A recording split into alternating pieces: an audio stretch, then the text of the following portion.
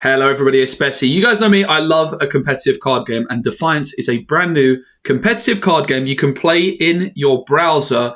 And the folks over there, the very small, passionate dev team, have asked me to play their game as a sponsored video. And tomorrow, I'm going to be competing in a tournament live on the stream. I've not played this game yet. We're going to learn the tutorial and see how it functions. So it's in your browser. It's got competitive tournaments, and you can sign up for 3 tournaments tomorrow, the 1st of Feb. You can start by playing a unit on the battlefield. 2 power, it looks like. The Wartime Inventor on our opponent's side of the board with Ranged and Brawler. Each unit has an attack value. Cards add their attack value to your score while on the battlefield. The high score at the end of your last turn wins. At the start of your turn, you gain 1 permanent point for each one of the 4 areas you're controlling. Okay, so there's an area here, an area here, an area here, and an area here on our side of the board. And you gain a permanent point for each of them that you're controlling. So control an area, you need to have more attack than the other opponents in your area. Okay, very interesting. So I can already see sort of like elements comparable to Gwent and Marvel Snap within this, which of course people from my audience will be familiar with. It's a point scoring system, and there's 4 areas to have. But at the start of your turn, you gain 1 point. This is really, really interesting. I like it. So because we have 2 points in this location, they have 1. We just gained 1 extra permanent point. The white number is your attack score, which is 2. The yellow number is your tactical score, and the highest total score wins. Very interesting. Draw a card to start the turn. Some cards have special effects. Makes sense. You would expect that, wouldn't you? This one has Blast. We can, on deploy, deal 1 damage to a foe in the opposite row. Okay, well, let's click on it. Let's play it here. It's going to deal 1 damage to the Wartime Inventor. See you later, mate. In a Wild Crocodile. In comes the Water Elemental, which is a Brawler and Factionless. We gain 1 permanent point, bringing us up to a total of 2, because we're in control of this middle area. Units can only be deployed on specific rows, but both flanks except Brawler or ranged units. Units can only be deployed on specific rows, but both flanks except Brawler or ranged units. Okay, so this is a Brawler. And it looks like we cannot play it at the middle 2, only to the left or to the right. Always to the left, mate. Their Fire Elemental goes to the right. So now what's interesting is they're going to win the right permanent point, and we're going to gain the left. Although I'm not sure that got added to their score in terms of permanent points. Cards cost action points. You gain 3 action points per turn and can store up to 6. Okay. Let's place it down here because the tutorial tells us to do so. With 6 action points total. We gain more permanent points. They only gained 1 permanent point, which is interesting. I would have thought they were going to gain a permanent point for here and a permanent point for here, but I guess this area is a whole area. Prevent your opponent from getting tactical points next time. Well, I would assume we play it over here to the flank. We're learning on the job here. They gained 1 at the back, but that's it. Oh, okay, it's at the start of your turn you get the permanent points. That's why they didn't get 1 previously and why I was confused. All right, victory. So some other things to know about this is I'm told in terms of, and let me just double check to make sure I get this right. I am told that there's no micropayments, and there won't be. If there's going to be something pay-related, it's going to be for cosmetics like skins. So what faction do we want to play with? We can pick Celestial, Imperial, or Infernal. So Celestial is a united faction. They draw strength from their collective bond, empowering each other in battle. Their ability to fly grants some temporary boosts to both offensive and defensive power. Ethereals, well, I can't barely even pronounce that one, so that's going to be a hard no for me. Harnessing the voids of Spark, Void, and Chaos to develop diverse strategies. They're highly skilled at controlling the battlefield and empowering themselves. Power is everything to the Infernals. They excel in raw might, often sacrificing their own or allies to secure victory. They're adept at winning tactical points and surviving. I think I'm going to go for Infernal. The Infernals are harsh, battle-hardened people forever engaged in power struggles where the strong dominate and the weak either serve or perish. The strengths. Power is everything to the Infernals. They excel in raw might. Weaknesses is their focus on personal strength, leaves them with limited abilities. Well, that sounds like a good starting point, right? That sounds like a good starting point for a little noob like me. So they go for the Sea Raider Captain into the back middle. Infernals are really good at coming back from the dead. All right, so our Infernal here is Undying, which means if slain, return to the field with 3 attack. So we actually want it to die. So I imagine we're going to try and sacrifice it. Now, they're winning the back middle. I don't know still if like this is 1 area or if this is counted as 2. So let's play over into a flank to try and win a flank. Okay, it's telling us. We're still in tutorial mode. We're going to go into the back. See, I actually wanted to go over here. They're going to win a point here. Give 2 attack to an ally. So we don't gain any tactical points. Some Infernals require sacrifices to play. Sacrifice a card to deploy this powerful unit. All right, we'll sacrifice the 3-fold, mate. We're going to play it to the left. But it comes back as a 3 power. That's what Infernals are looking to do, apparently. So they've already gained 2 tactical points. We haven't gained any. I suppose we just got our first tactical point because of that 6 to the left. I drew a spell. When you play a spell, its effect activates and the card goes to the discard pile. Spells cost mana. You generate 1 mana per turn and can store up to 3. Being able to store mana is interesting. Conjure 3 spiders with 1 attack to your front row. All right. So that was our 3 mana that was stored, which we used up. I like the voice lines. I have to say, I like the voice lines. Be careful. Your opponent played a unit with an active ability. Protect. Shield another ally. Cool down 2 turns. So it's shielding the sea captain in the back there, who looks a little bit like Triss. So we don't like her. It can be used multiple times per match, but they need to wait some turns to use it again.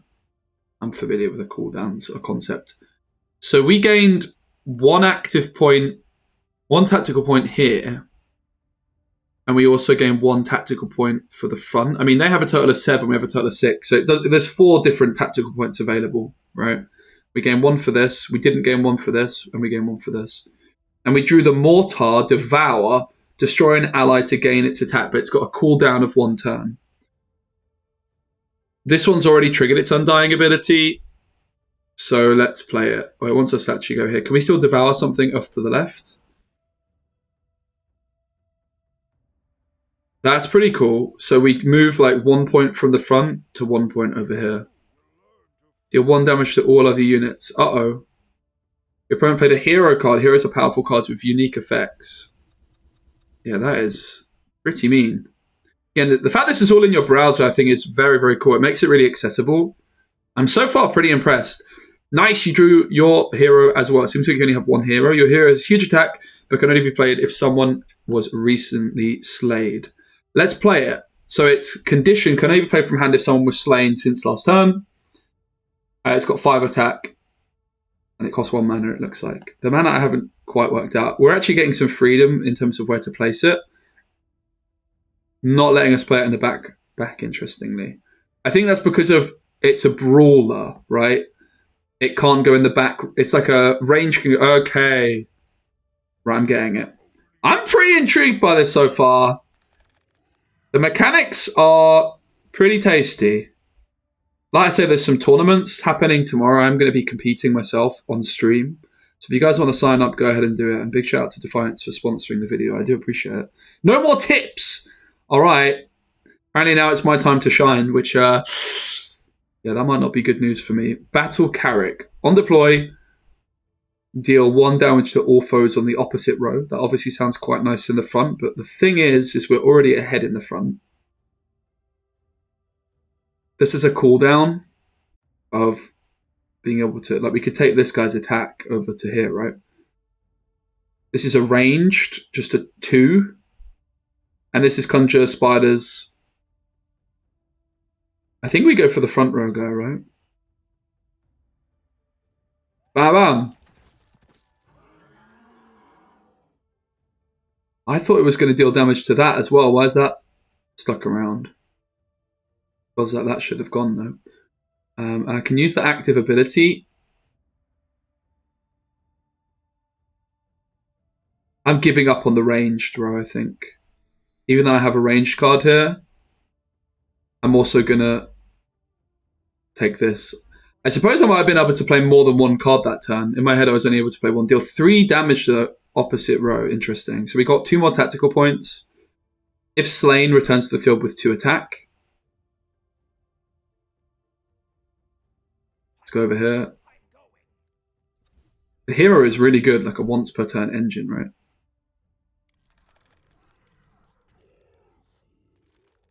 Oh, we can also play this over here. The range, okay, so range can go to the sides, brawlers can only go to the front. Basically, range can go to the back or sides, and brawler can go to the front or sides. I think that's how it's working. So obviously there's an argument I should have kept more cards in hand. Sacrifice to deploy. I mean, they have 7 in the back. I'm not really sure I'm ever contesting the back. But it looks like there's only spaces for 2 cards. Maybe we will. Will we try and contest the back? I don't know, man.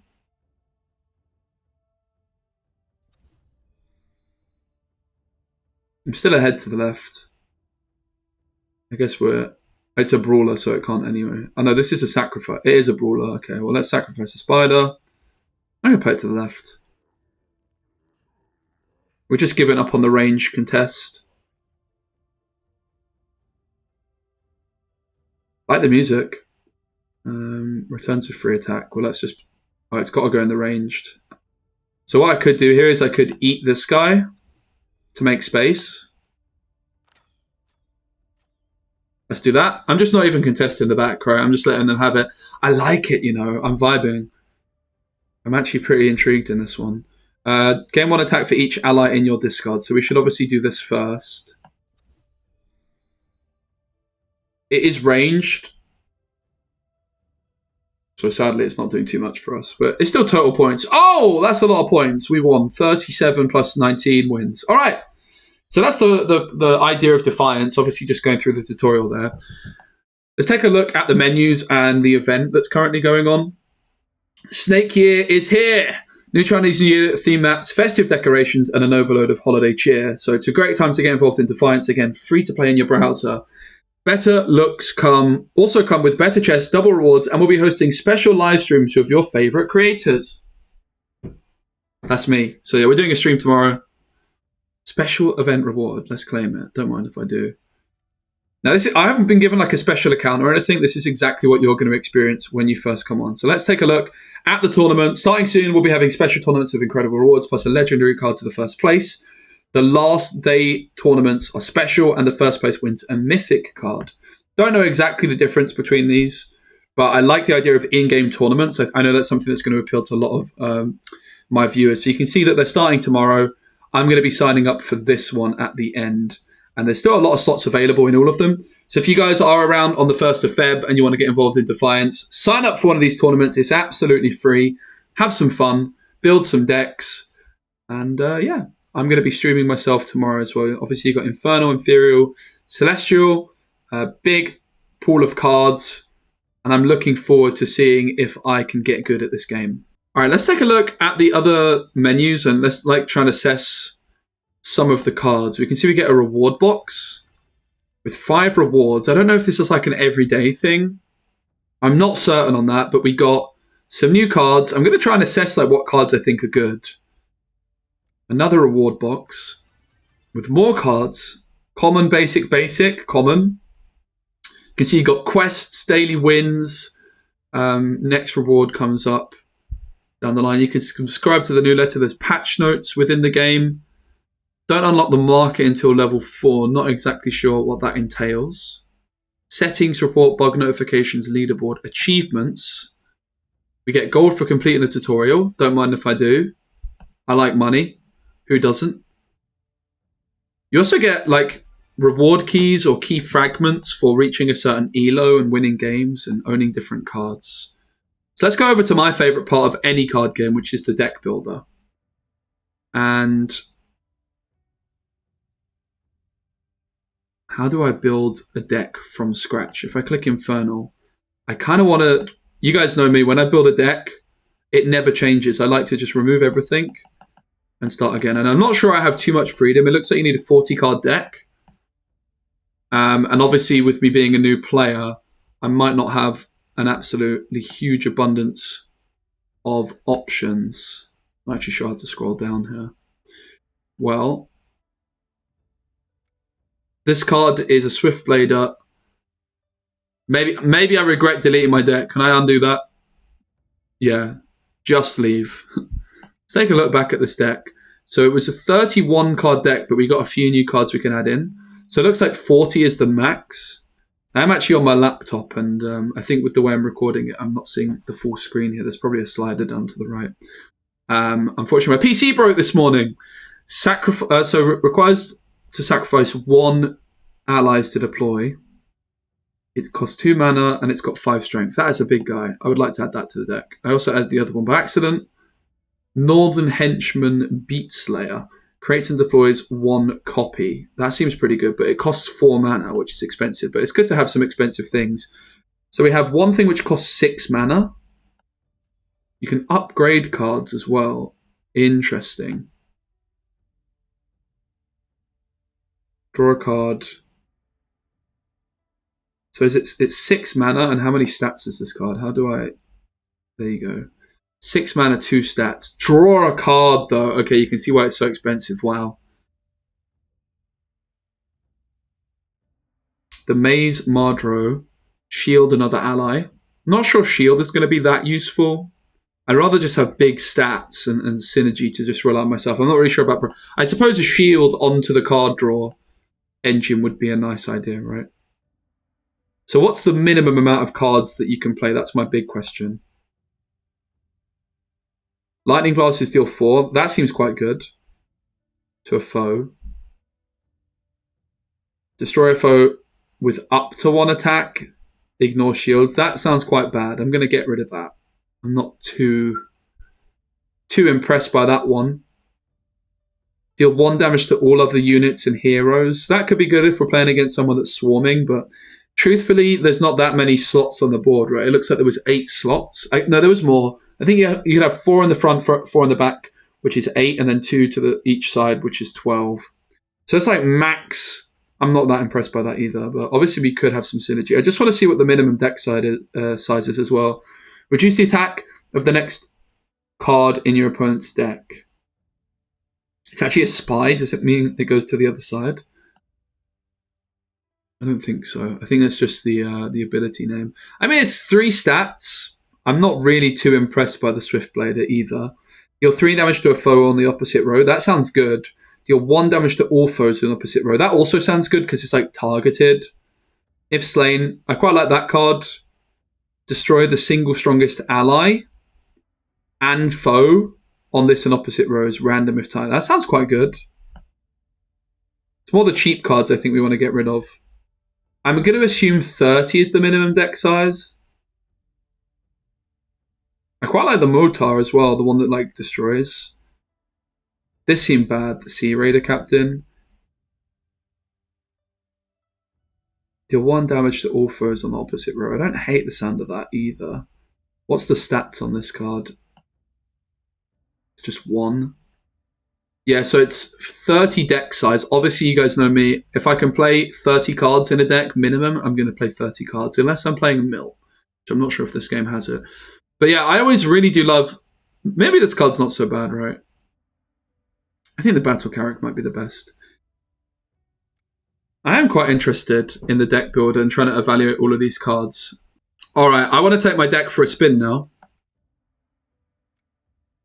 Onto the ladder we go. We've done the tutorial, but I know what you guys want. You guys want to see how will I fare on the ladder. Let's find out. All right, our first game is actually against AI.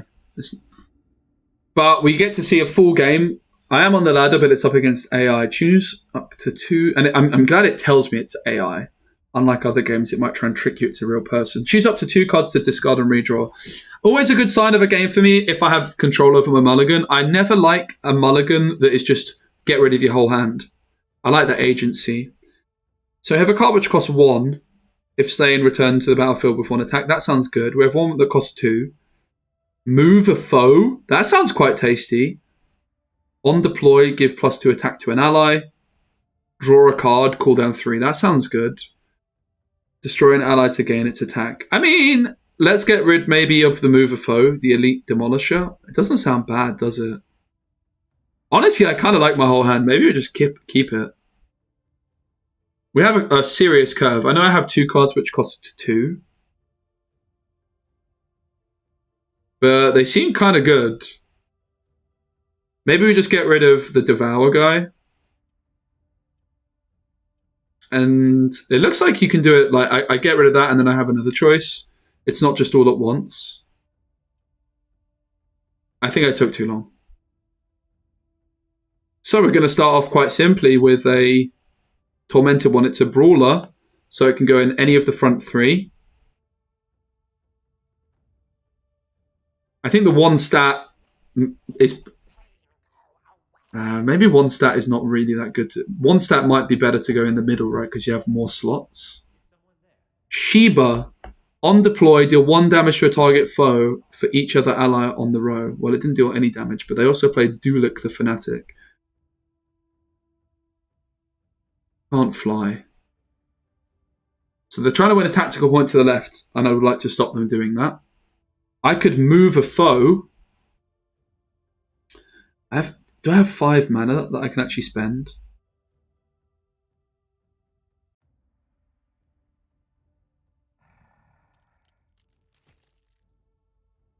Let's move that away.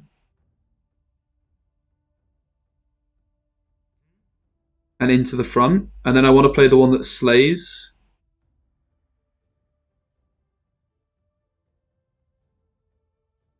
Oh, I don't have that. So obviously I should have gone for the card draw. We're learning. Deal 2 damage to a foe on the opposite row. But it's ranged. So I should have moved this back. So mistakes were made. Let's go here and give this strength, right?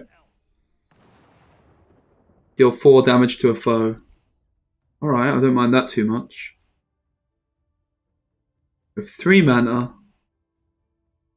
So we still can't play our guy.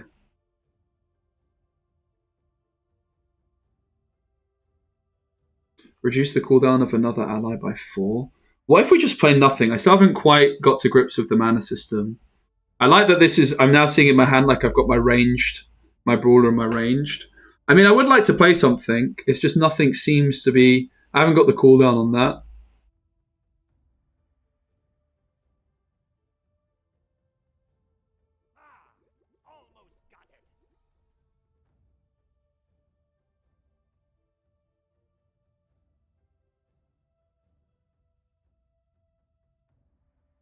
Move it there.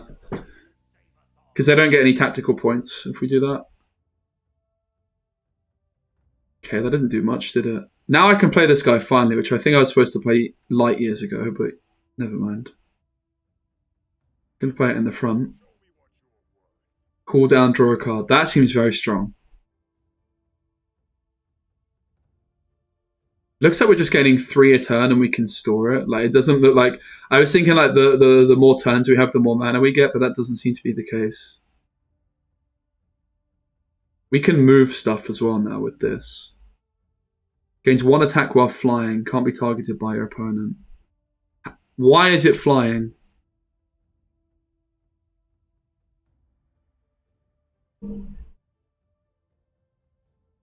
Because it's celestial, but I don't understand why it's flying. This one's not flying because it can't fly. That much I get. This is also a cooldown.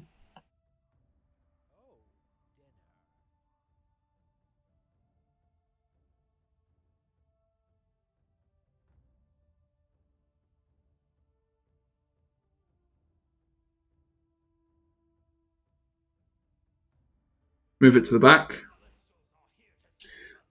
Haven't quite worked out why they're flying yet.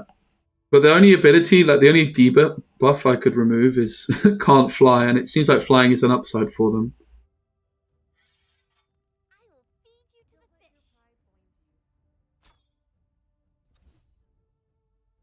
Well, that's going to come back. We definitely wasted a lot of mana in the early game, right? It is just 3 each turn, which is interesting. On deploy, reduce the attack of your next 2 cards in your opponent's deck. It's not terrible.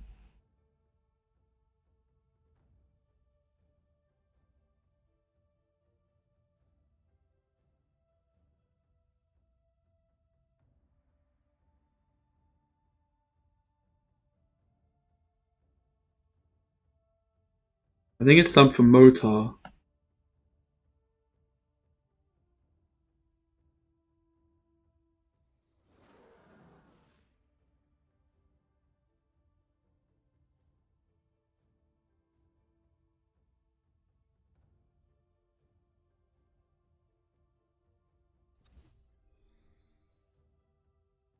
I have not nailed this, have I? Let's be honest. I have not nailed this. I think I'm getting cooked. But we're learning. It's still only 3 mana a turn, which is a very interesting concept. So I think with like the card draw we've got, we actually really want a lot more cheap cards. It's interesting because when I first saw it, I was like, well, these 1-cost cards, we don't want many of them because they're cheap. But actually, the expensive cards are very expensive when I have card draw. We want to go like wider, right? And it also makes sense then that we're going to be devouring a lot of things. Like the Motar is kind of enabling us to have this like aggro or swarm strategy. Shield another ally. That doesn't seem good. Deal 2 damage to a foe on the opposite row. Let's do that. Ba-bam.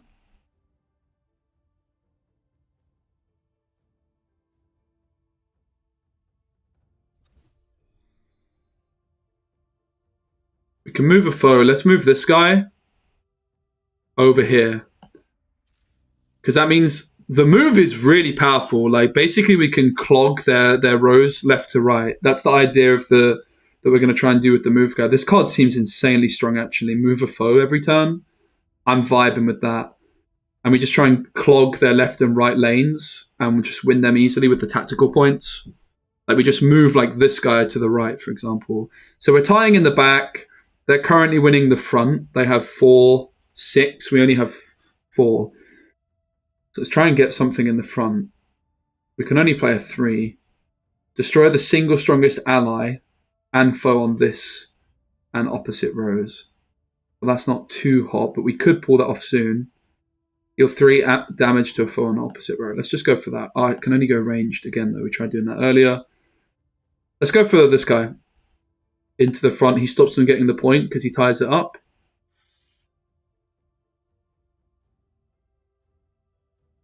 Let's just devour this guy. I want all the points elsewhere to stop them gaining points themselves. Return a unit from your opponent's board to their hand. Oh yeah, that was a spell. They know the power of the flipping elite demolisher. Create and deploys 1 copy. So we could pay all 4 for just 4 points. That doesn't seem that good. I think I want to get the. I still haven't worked out why they're flying. I think I just want to go for the 2/2s, right?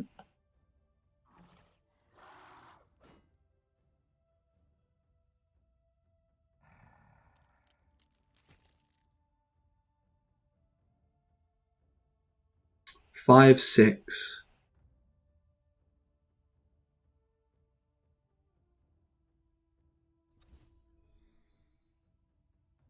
Well, we're winning the left now. 4. Not too thrilled at moving anything here, honestly. I think we wait. It's got cooldown, so we just do it on the last turn instead. We are ahead for now. That's quite scary. So this is the last turn of the whole game, right? And currently we're at 18, they're at 19, so we just need raw points here, but I can only play the 3s. So here's where we'll utilize the move. We move that to the back row. It's really interesting with the card draw guy, like we actually need a way lower curve, right?